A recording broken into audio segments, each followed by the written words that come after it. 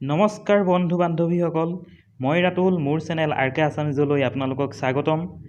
আজি আমি আলোচনা কৰিম CDPৰ ওপৰত কেইটামান অতি গুৰুত্বপূৰ্ণ প্ৰশ্নৰ উত্তৰ। আশা কৰিছোঁ আপোনালোকে ভিডিঅ'টো শেষলৈকে চাব আৰু যদি মোৰ ভিডিঅ'টো ভাল লাগে তেনেহ'লে আপোনালোকে লাইক এটা কৰি দিব আৰু যদি আপুনি মোৰ চেনেলটোত নতুন হয় তেনেহ'লে মোৰ চেনেলটোত ছাবস্ক্ৰাইব কৰি ল'ব। তেনেহ'লে ব'লক আমি ভিডিঅ'টো আৰম্ভ কৰোঁ।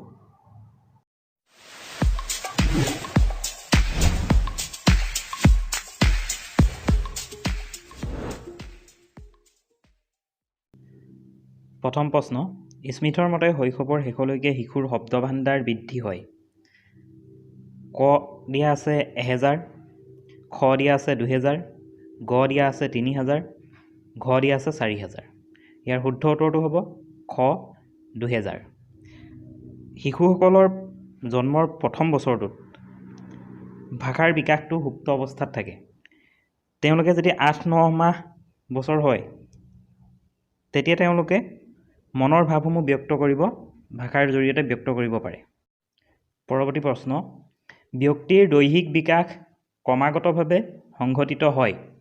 অপশ্যন দিয়া আছে ক দেহৰ নিম্ন অংশৰ পৰা মস্তিষ্কলৈ, খ মস্তিষ্কৰ পৰা দেহৰ নিম্ন অংশলৈ, গ মস্তিষ্কৰ পৰা দেহৰ মধ্য অংশলৈ, ঘ এটাও নহয়। ইয়াৰ শুদ্ধ উত্তৰটো হ'ব মস্তিষ্কৰ পৰা দেহৰ নিম্ন অংশলৈ।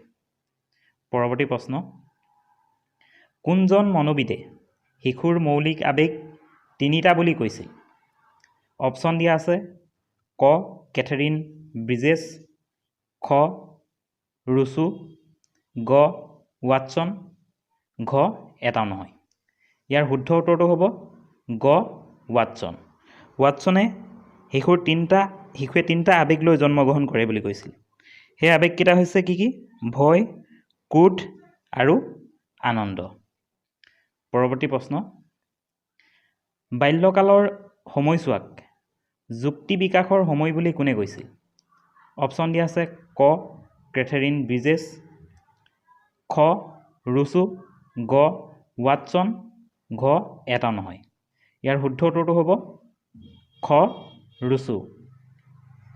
পৰৱৰ্তী প্ৰশ্ন, বহিমুখিতা কোন কালৰ সামাজিক বৈশিষ্ট্য?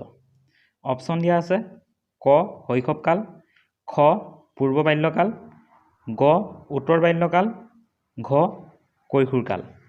ইয়াৰ শুদ্ধ উত্তৰটো হ'ব খ পূৰ্ব বাল্যকাল। পূৰ্ব বাল্যকালত শিশুসকলে ঘৰৰ পৰা বাহিৰলৈ যাব বিচাৰে, লগৰ সমনীয়াৰ লগত খেলা ধূলা কৰিব বিচাৰে, আন মানুহৰ লগত তেওঁলোকে মিলা মিছা কৰিব বিচাৰে।